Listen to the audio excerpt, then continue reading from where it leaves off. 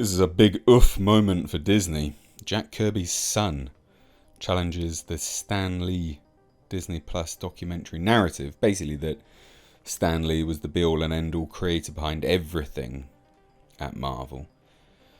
I mean, it's pretty brutal, the stuff that's thrown out here. It's hard to dispute with some of it, in fairness. You know, Stan Lee, arguably great chap, has been put on a massive pedestal. But was he the be-all and end-all behind everything Marvel? No, he wasn't. And to think that he was, it's just a bit ignorant, really. And it's interesting as well, because the Stan Lee Disney Plus documentary, it isn't really a documentary. It's more of a celebration of his life, which was always going to cop some flack from his detractors. So it's not a huge surprise that we're getting this. I just think it's interesting that it's being done so publicly. And the reason why this is interesting is Marvel has recently settled with a bunch of comic creators and designers and things, but they didn't settle with Jack Kirby's son and the family of the Kirby estate. And this is part of this ongoing feud.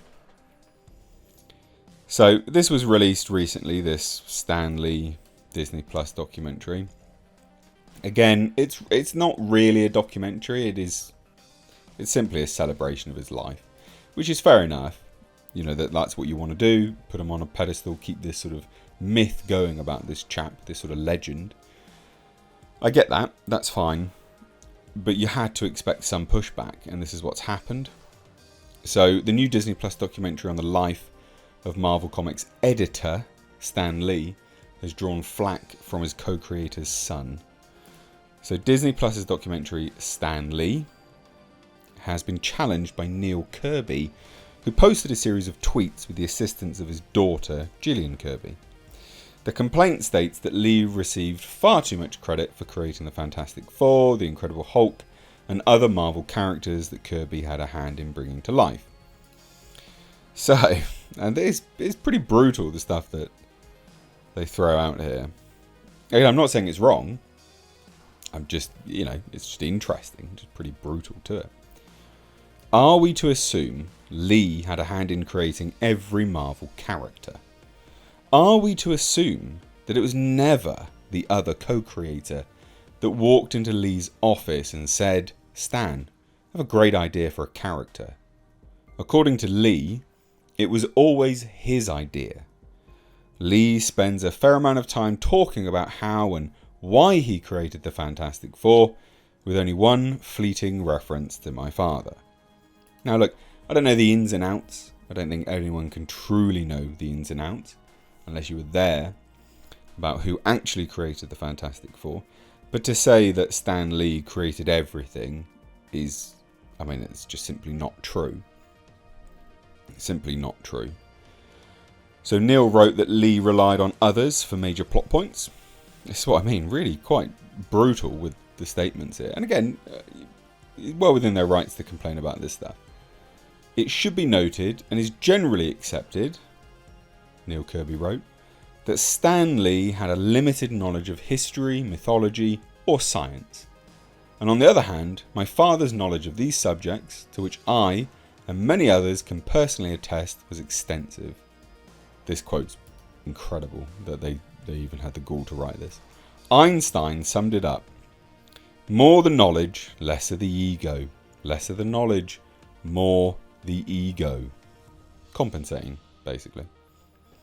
So Neil Kirby said he has had enough of the Stan Lee myth and is defending all the writers and artists whose work was overshadowed.